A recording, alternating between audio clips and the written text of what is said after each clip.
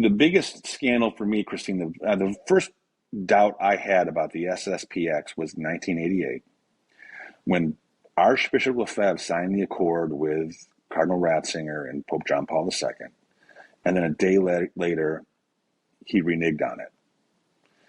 And I was thinking about what Brother Jeremy told me in religion class, and I think it's just worth saying to the audience here is that when Brother Jeremy taught us that in religion class, a week later he was gone.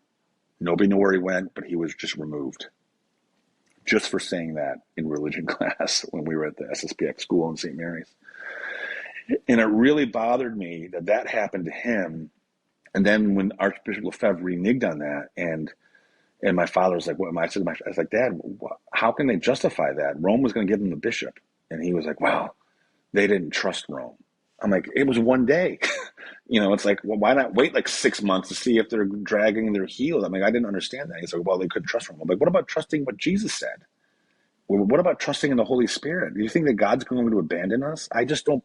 And that was the beginning as an eighth grader. I started thinking that doesn't just make sense. And after that moment, after that consecration, there was a change in the society.